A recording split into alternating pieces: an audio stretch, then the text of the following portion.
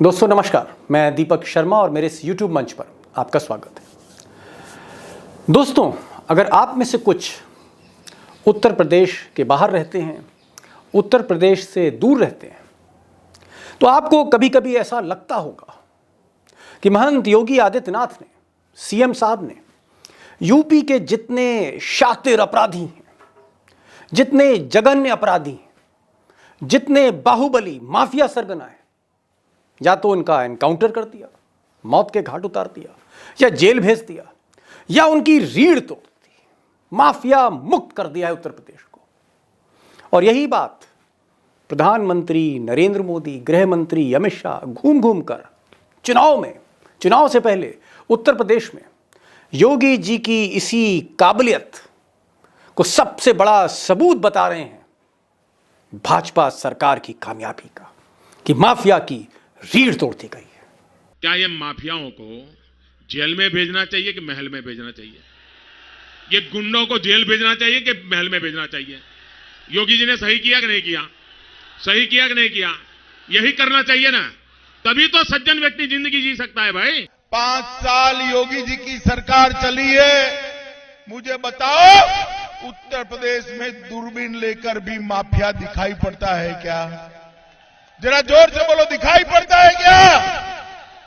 अब दोस्तों, अगर चुनावी मौसम में अगर आपको अमित शाह या मोदी जी की बयानों पर, उनकी बातों पर यकीन है, तो इस पर तो मैं कुछ नहीं कहना चाहूँगा। लेकिन उत्तर प्रदेश की योगी सरकार के माफिया अभियान, उसकी जो दावे किए जा रहे हैं, उसकी ज़मीनी हकीकत आपका दिल दहला देगी।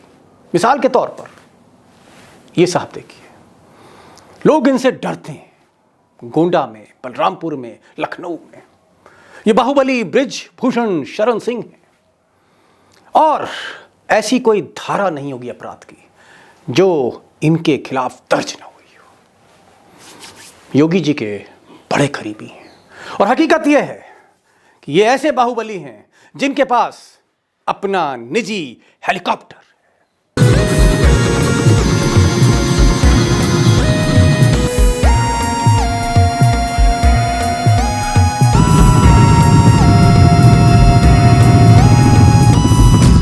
उत्तर प्रदेश में माफिया सरगना हेलीकॉप्टर पे, जी हाँ, अपने निजी हेलीकॉप्टर पे उड़ान भर रहे हैं, मर्सिडीज पे चल रहे हैं, गाड़ियों के काफिलों पे चल रहे हैं, और फरारी के दौरान क्रिकेट खेल रहे हैं।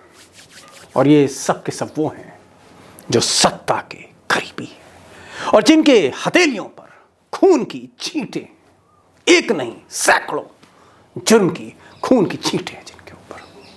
और आज के एपिसोड में मैं आपको बताऊंगा तथ्यों के आधार पर कि योगी सरकार की जो माफिया नीति है कितनी सेलेक्टिव है, और किस तरह एक पक्ष को बचाया गया और एक पक्ष को नेस्ता नाबूद किया गया।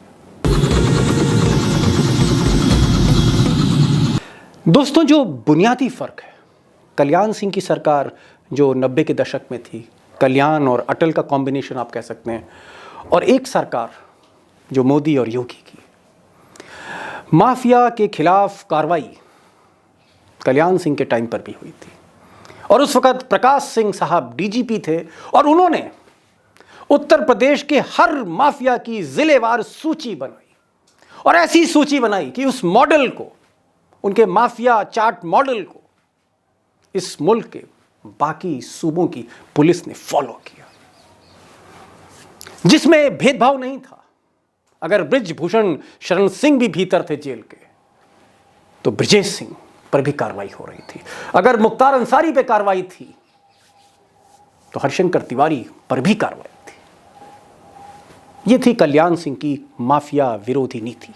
लेकिन आज योगी सरकार में एक तरफ अगर आप अतीक अहमद को देखेंगे, एक तरफ आप मुख्तार अंसारी को देखेंगे, तो इनके घरों पर बुलडोजर चला दिया गया। जिस बुलडोजर का जिक्र योगी करते हैं, जिस बुलडोजर का जिक्र अमित शाह करते हैं अपने भाषणों में, वो बुलडोजर चलाया गया।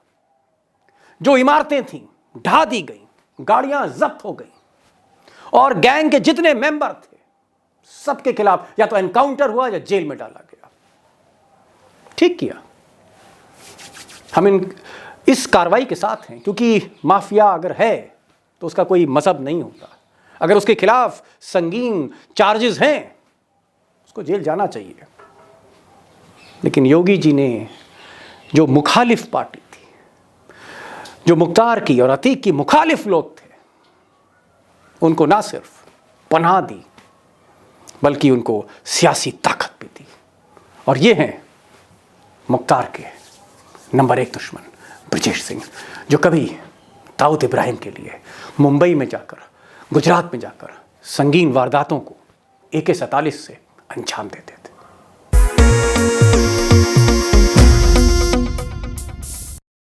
और ब्रजेश सिंह का जिक्र इसलिए कि अगर उत्तर प्रदेश में माफियाओं की सूची बनाई जाएगी, जघन्य अपराधियों का इतिहास लिखा जाएगा, उसकी शुरुआत बिना ब्रजेश सिंह के नहीं हो सकती।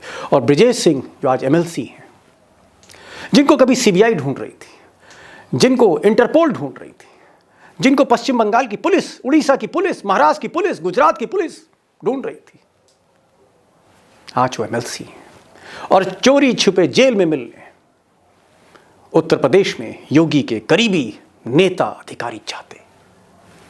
और उसी ब्रजेश सिंह के सगे भतीजे सुशील सिंह को बीजेपी ने टिकट दिया, जिसके लिए अमित शाह चिल्ला चिल्ला कर, मोदी जी बार बार दोहराते हैं कि हमने माफिया की रीढ़ तोड़ दी, अपराध मुक्त उत्तर प्रदेश।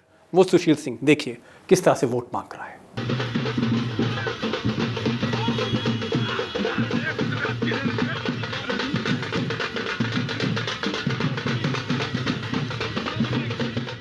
अब दोस्तों, इश्तिहार में जो कहा जाए, प्रचार में जो कहा जाए, हकीकत यह है कि योगी जी की जो माफिया पॉलिसी है, सेलेक्टिव, चुन चुन कर कुछ पर टारगेट किया गया और चुन चुन कर कुछ को बचाया गया। और एक खास कास्ट लाइन पर, जैसे सुशील सिंह का मैंने जिक्र किया, ब्रिज भूषण शरण सिंह का जिक्र किया, अब एक और जिक्र करने जा रहा हूं, धनंजय सिंह। कहने को ये बीजेपी में नहीं है, लेकिन धनंजय जी की जो पत्नी है साउथ इंडिया की, मिसेस धनंजय सिंह, इनको योगी सरकार ने जिला पंचायत अध्यक्ष के चुनाव में जितनी मदद हो सकती थी वो मदद दी गई। अब धनंजय सिंह कई जघन्य सेंसेशनल मर्डर केसेस में वांटेड हैं, 25,000 रुपए का इनाम है। अब वो क्रिकेट खेल रहे हैं, और जब पुलिस कप्तान से पूछा गया कि धनंजय सिंह क्रिकेट खेल रहे हैं, तो उन्होंने कहा कि हमारी जानकारी में नहीं है। पूरा जौनपुर देख रहा था, कप्तान को नहीं मालूम था। और आज की तारीख में मल्हानी एक कंस्टिट्यूंसी है जौनपुर में, और मल्हानी से भाजपा ना सही लेकिन भाजपा की जो करीबी, उनकी जो आप कह सकते हैं गठबंधन की सरकार है बिहार में, JDU, जी हाँ, तीर कमान JDU, नीतीश बाबू की पार्टी से वो तैयारी कर रहे हैं। मुझ पर यकीन मत करिए तो इनकी पत्नी की बात सुनिए। हर बार भी जनता हम लोगों को सपोर्ट करते हैं, और हमारा पति धनंजय सिंह जी को भी जैसे लास्ट टाइम भी 70,000 वोट से हमको मिला था। इस बार कम से कम हमको 1 लाख वोट से हम लोग जीतेंगे। अब धनंजय सिंह को लेकर शिकायतें हुई इलेक्शन कमीशन से कि भाई एक फरार अपराधी किस तरह से अपनी कंस्टिट्यूंसी में वो वोट मांग सकता है, जिससे लोग डरते हैं, जिसकी छवि बाहुबली की है, माफिया सरगना की है, और जो फरार है, जिस पर इनाम है, कत्ल के इल्जाम पर पुलिस उसको ढूंढ नहीं रही बल्कि पुलिस वाले उनसे बात कर रहे हैं। इलेक्शन कमीशन को शिकायत की गई, लेकिन इलेक्शन कमीशन का तो आप जानते हैं सच क्या है, जितने चुनावी अंपायर हैं सब बादशाह के जेब में हैं। सबसे चौंकाने वाली बात यह है कि शिकायत होने के बावजूद, डिस्ट्रिक्ट मजिस्ट्रेट को कहने के बावजूद, सुपरिंटेंडेंट ऑफ पुलिस को कहने के बावजूद, IG को कहने के बावजूद, होम सेक्रेटरी को कहने के बावजूद, इलेक्शन कमीशन को कहने के बावजूद, ये ताज़ा वीडियो देखिए किस तरह से ये 25,000 का मोस्ट वांटेड घूम रहा है, वोट मांग रहा है।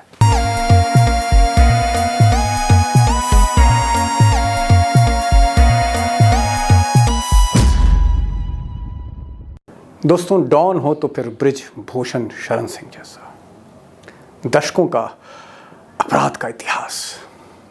और मैंने कहा था एक ज़माने में कल्पनाथ राय उनके सियासी सफ़र को ये ले डूबे। ऐसा संगीन अपराध, ऐसी संगीन धाराएं इन पर लगी थी टाटा की, कल्पनाथ राय पे, बृजभूषण शरण सिंह की वजह से। किसी पर AK-47 से हमला करा दिया। मैं चाहूँ तो गवाह खड़े कर सकता हूँ, लेकिन समय ज़्यादा उसमें ज़ाया होगा। आप यूँ मानिए कि बृजभूषण सिंह एक इंस्टीट्यूशन है क्राइम की, और इत्तेफाक से योगी जी के बहुत प्रिय हैं, महंत के बहुत प्रिय हैं, और इनकी दौलत नापी नहीं जा सकती, था नहीं है। और शायद इसीलिए ये हेलीकॉप्टर से चलते हैं, हेलीकॉप्टर से उड़ते हैं। और उत्तर प्रदेश में आज की तारीख में 2 ही हेलीकॉप्टर उड़ते हैं, एक योगी का, एक बृजभूषण का।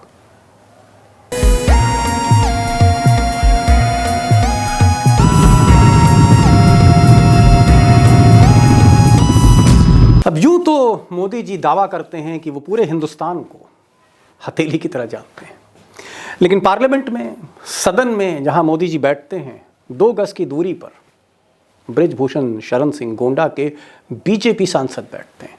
लेकिन शायद मोदी जी ने उनके इतिहास को, उनका बायोडाटा पढ़ा नहीं।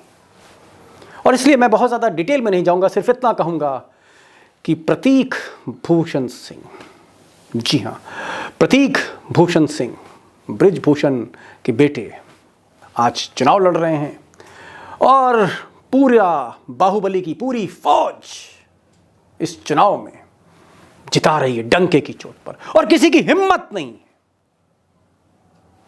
कि माफिया से, बाहुबली से उसकी तरफ नजरें उठा के देख सके गोंडा में। मेरी बातों पर यकीन नहीं है, कभी गोंडा जाइएगा तो पूछिएगा बृजभूषण शरण सिंह के बारे में। दोस्तों, यूं तो बॉलीवुड में अंडरवर्ल्ड पर बहुत सी फिल्में बनी और वेब सीरीज भी आई, नाम मिर्ज़ापुर तक रखा गया। लेकिन बॉलीवुड उस सुपरफिशियल दुनिया के लोगों को मिर्ज़ापुर की असली हकीकत नहीं मालूम कि रंगबाजी किसे कहते हैं, रंगदारी किसे कहते हैं, टॉन किसे कहते हैं। यह है विनीत सिंह, मिर्ज़ापुर के किंग, विनीत सिंह, और मिर्ज़ापुर के हैं ये किंग। और ये वो शख्स हैं जिनका अगर आप काफिला देखेंगे ना, डर जाएंगे।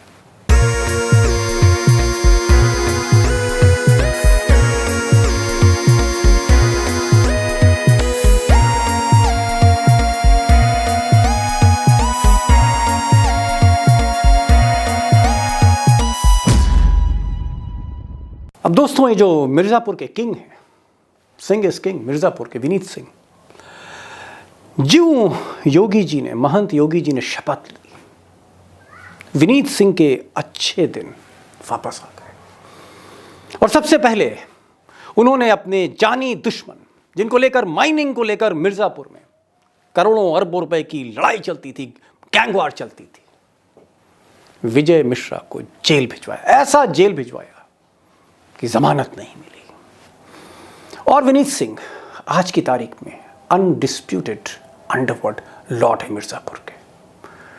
और एक चीज़ और, जितने भी ठेके हैं, जितने भी चुनाव हैं, एक ऐसी अंडरस्टैंडिंग है, एक ऐसी, आप कह सकते हैं, एक अंडरस्टैंडिंग सरकार के साथ है कि विनीत सिंह जो चाहते हैं वो करते हैं, और भाजपा उनसे जो उम्मीद करती है, चुनाव में विनीत सिंह हमेशा खरे उतरते हैं।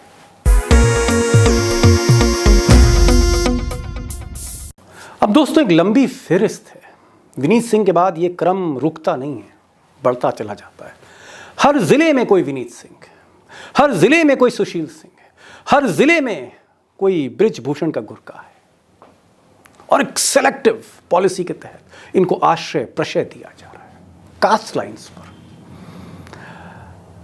अब मैं एक चीज़ और कहना चाहता हूँ कि मैंने सिर्फ माफिया पर फोकस किया है, जो ऑर्गेनाइज क्राइम है, जो संगठित अपराध है, एक्सटॉर्शन, किडनैपिंग फॉर रैंसम, लूट, डकैती, इस तरह के जो जराइम हैं, जुर्म हैं, उस पर फिर कभी वीडियो बनाऊंगा। आज ये बात मैंने सिर्फ इसलिए कही थी क्योंकि बार बार इस चुनाव में हर सभा, हर मंच से देश के प्रधानमंत्री, देश के गृह मंत्री और मुख्यमंत्री खुद ये कह रहे हैं, ऐलान कर रहे हैं, भरोसा दिला रहे हैं कि उत्तर प्रदेश में माफियाओं की रीढ़ तोड़ दी गई। मुझे लगता है कि विकास मॉडल पर न मेरे पास कुछ कहने को है, न आपके पास सुनने को कुछ है, लेकिन आज आपने माफिया मॉडल योगी जी का ज़रूर जान लिया। ये वीडियो आपको कैसा लगा, इस पर अपने कमेंट्स, अपने सजेशंस मुझे ज़रूर दीजिएगा। और मैंने सिर्फ इसलिए ये बात आज रखी क्योंकि जो गोदी मीडिया है, जो अखबार उत्तर प्रदेश के बड़े अखबार जो हैं, जिनके फील्ड रिपोर्टर हैं, जो चैनल हैं जिनके फील्ड रिपोर्टर हैं, जो पूरा कवरेज कर रहे हैं, इस कहानी पर बोलने को तैयार नहीं कि माफिया का असली सच क्या है, ज़मीनी सच क्या है। इसलिए मेरे इस वीडियो को, जो आपकी आवाज़ है, इसको प्लीज़ शेयर करिए, लोगों तक पहुंचाइए, बताइए कि सच क्या है। और लोगों को खुद पता होगा, मिर्ज़ापुर वाले को पता है विनीत सिंह कौन है, गोंडा में जो लोग रहते हैं या गोंडा से जो ताल्लुक़ रखते हैं उनको बृजभूषण के बारे में पता है, सुशील सिंह के बारे में चंदौली के लोग जानते हैं, गाजीपुर के लोग जानते हैं, बनारस के लोग जानते हैं। और धनंजय सिंह के बाद जौनपुर ही नहीं, जौनपुर के आसपास जो ज़िले हैं उनको पता है कि माफिया जब क्रिकेट खेलता है तो अंपायर यानी पुलिस भाग जाती है। बहरहाल एक गुजारिश और कि इस वीडियो को शेयर करने के साथ साथ आप प्लीज़ इसको लाइक करें, कमेंट लिखें और जो बेल आइकॉन है उसको ज़रूर क्लिक करें, नोटिफिकेशन आपको सबसे पहले मिले। ये आपकी आवाज़ है, आप तक पहुँचे और दूसरे लोगों तक आप पहुँचाइए। बस आज इतना ही। नमस्कार।